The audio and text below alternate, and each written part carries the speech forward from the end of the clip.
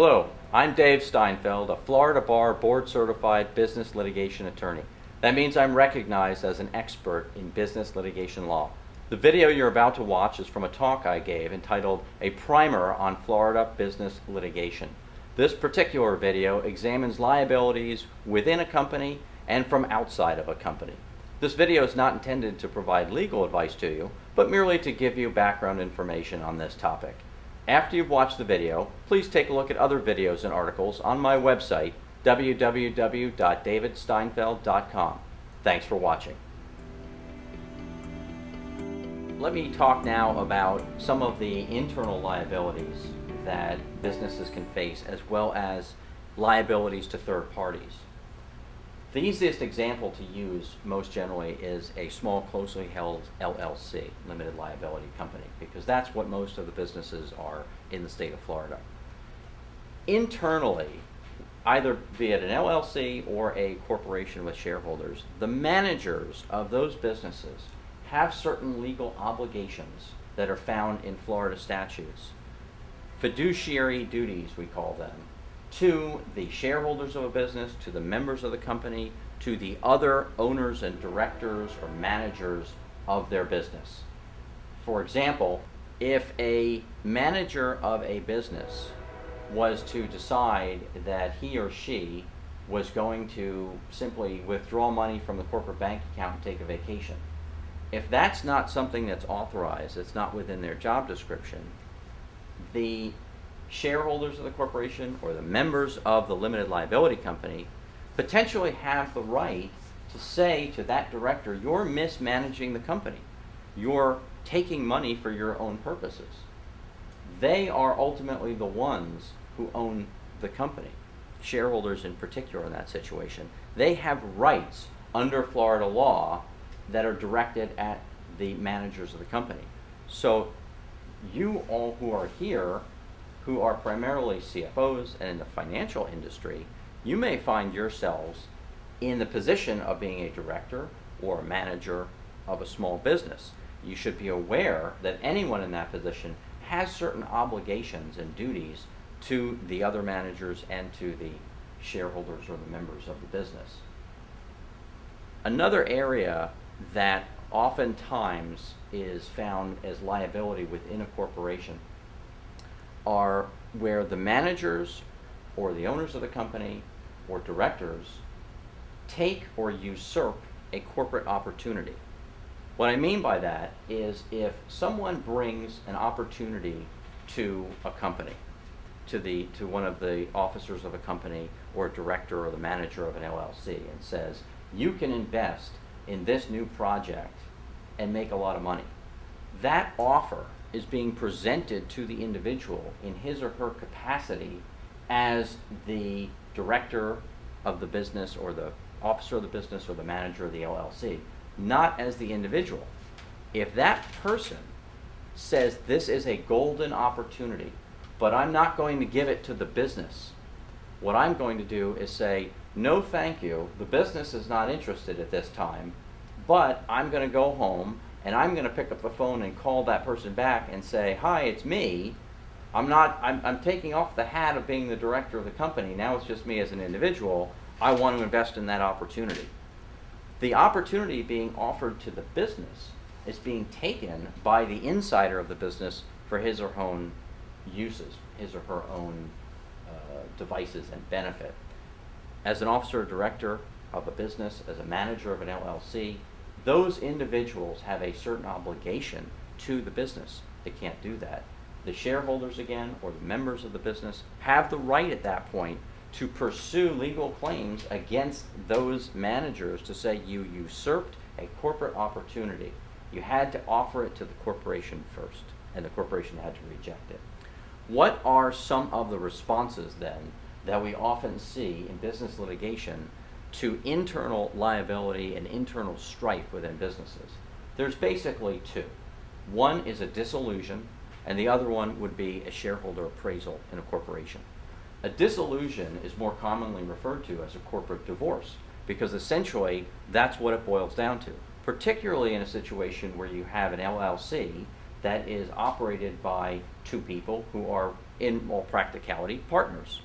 If they can't get along, if they can't decide on the course of business for the entity, if they can't decide on whether to go left or to go right, how much to spend here, how to market there, and they're at odds completely with each other, and those decisions, that deadlock cannot be broken, then the individual who might be a minority shareholder, might not be a minority shareholder in the business, has the right to file a lawsuit to dissolve the business.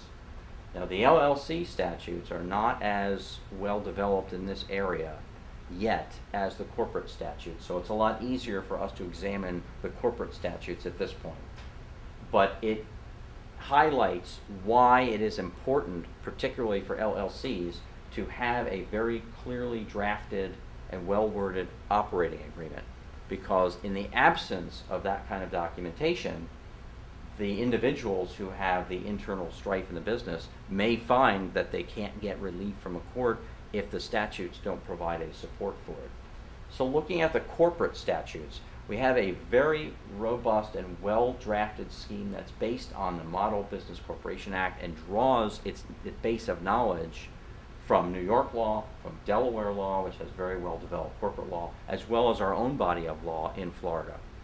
A corporate dissolution of a corporation under Chapter 607 of our Florida statutes is where one party would bring the lawsuit for dissolution, saying that the directors are deadlocked or the shareholders can't break the deadlock or any number of qualifying factors that are found in the statutes, if not in their own shareholders agreement.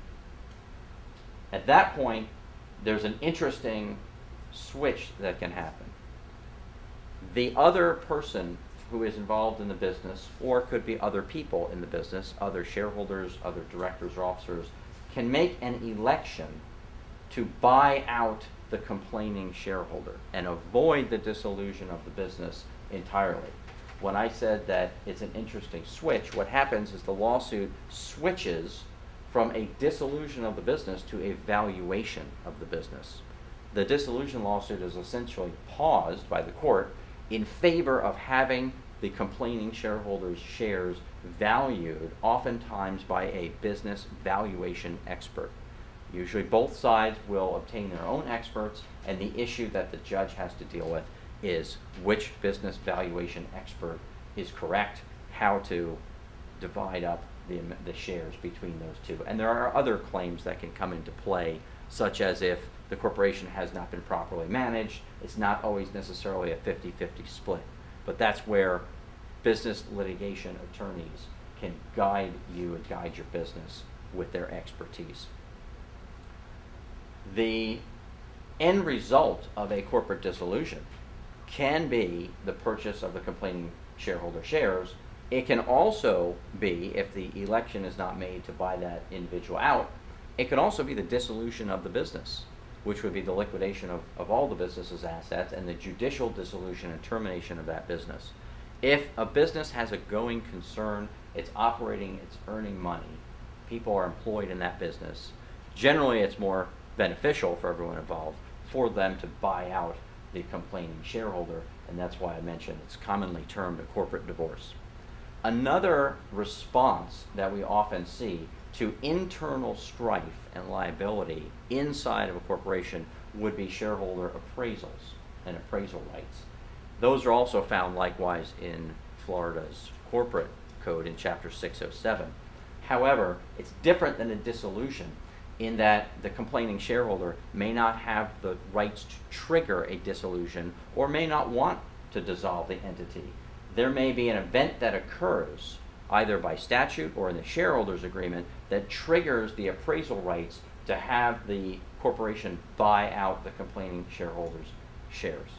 I'll give you an example of how this is actually seen in the real world in all practicality. I represented a client not too long ago who was in business with her boyfriend, significant other. So it was really like a partnership in that sense. It was a small, closely held business, just the two of them. And they were a very cash-rich business. The nature of their business required that they keep a lot of cash on hand.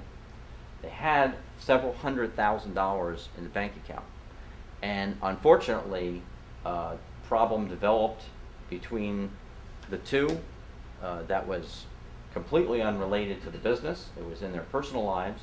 And the response that my client's boyfriend took was to take all the money out of the corporate bank account, transfer that to a personal bank account, notify the state that my client had been removed from the corporation unilaterally, created a new bank account for this corporation, and moved the money into this new bank account.